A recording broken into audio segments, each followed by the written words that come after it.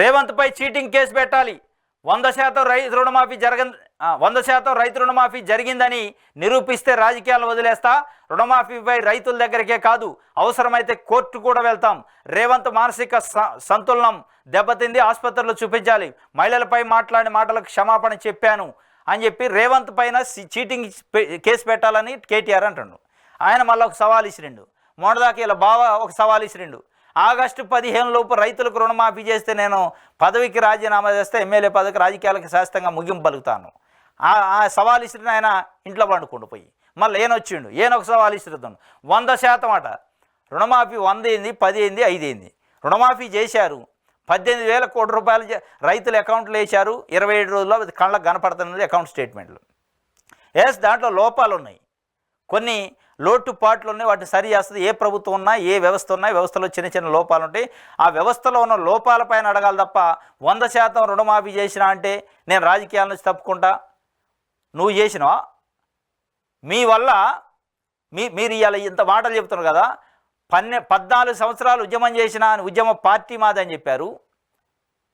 10 సంవత్సరాల పరిపాలనలో ఉద్యమంలో చనిపోయిన, ఉద్యమం కోసం తెలంగాణ కోసం చనిపోయిన అమరవీరుల్ని 1250 మందిని గుర్తించలేకపోయారు మీ దివాలా కోరు ప్రభుత్వం అనేది ఇవాళ తెలంగాణ ఉద్యమకారులు మాట్లాడుకున్నారు.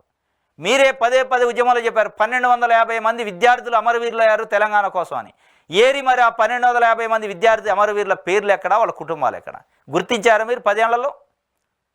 మీరు 10 సంవత్సరాల్లో 1250 మంది తెలంగాణ కోసం ఆత్మ బలిదానం చేసుకున్న ఉద్యమకారులే గుర్తించలేకపోయిన దద్దమలు మీరు. ఇవాళ మీరు కొన్ని లక్షల మందికి సంబంధించిన రైతులు రుణమాఫీ, అది కొన్ని వేల మందికి లోటుపాటు జరగవచ్చు, రాకపోవచ్చు. దానికి హెల్ప్ డెస్క్లు పెట్టారు, వాస్తవం అది. కొన్ని లక్షల మందిని గుర్తించే దాంట్లో లోటుపాట్లు ఉండటం సహజం. 27 రోజుల్లో 18,000 కోట్లు ఇవ్వటం అనేది అప్రిషియేట్ చేయాలి. అది మర్చిపోయి 100% మీరు ఇచ్చినా అంటే నేను రాజకీయాల నుంచి తప్పించుకుంటా. నువ్వు 100% నువ్వు 1250 మంది తిప్పికొడితే 1250 మంది లేని ఉద్యమకారులు ఆత్మ బలిదానం చేసుకున్న కుటుంబాలనే గుర్తించలేని మీరు అసమర్థులు. మీరు ఇలా లక్షల మందిని గుర్తించేదో చిన్న చిన్న లోటుపాటును చూపించి నేను సవాలు ఇస్తున్నా, నేను రాజీనామా చేస్తా అని చెప్పడం అనేది తెలంగాణ ప్రజల్ని వంచన చేయటమే. చేస్తే గీస్తే చీటింగ్ కేసు పెడితే మీ మీద కూడా పెట్టాలా.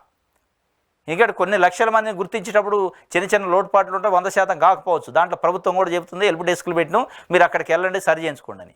మీ మీద చీటింగ్ ఎందుకు పెట్టాలంటే తెలంగాణ ఉద్యమకారులు అవమానించి తెలంగాణ అమరవీరులు తెలంగాణ కోసం ఆత్మ బలిదానం చేసుకున్న 1250 మందిని గుర్తించలేక వాళ్ళకి కావాల్సిన లబ్ధి చేయలేక, వాళ్ళకి కావాల్సిన బెనిఫిట్ ఇవ్వలేక, వాళ్ళని ఆదుకోలేని మీరు 10 ఏళ్ళు ప్రభుత్వంలో మీ మీద చీటింగ్ కేసు పెట్టాల్సి వస్తే మేమేమి పెట్టాలా? ఎందుకంటే తెలంగాణ కోసం ఆత్మ బలిదానం కంటే మించింది ఏది లేదు. వాళ్ళని మీరు నిర్లక్ష్యం చేసి వాళ్ళని పట్టించుకోకుండా వాళ్ళ కుటుంబాలకు గాలికి వదిలేసి ఎక్కడ మల్లారెడ్డి, ఎక్కడ పువ్వాడ అజయ్ కుమార్, ఎక్కడ ఎర్రబెల్లి దయాకర్, ఎక్కడ తలసాని శ్రీనివాస్ యాదవ్ వీళ్ళని పట్టుకొచ్చి మీ పక్కన పెట్టుకున్నారు. ఇది ఆయన చెప్తున్న ఆయన సవాళ్ళు ఇచ్చిరిండు. ఆ సవాలు పనికిరాని సవాలు.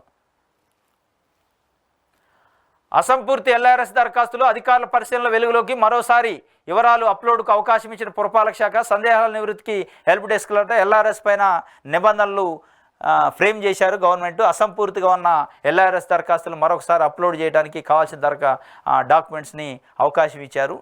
ఇది ఒక వార్త.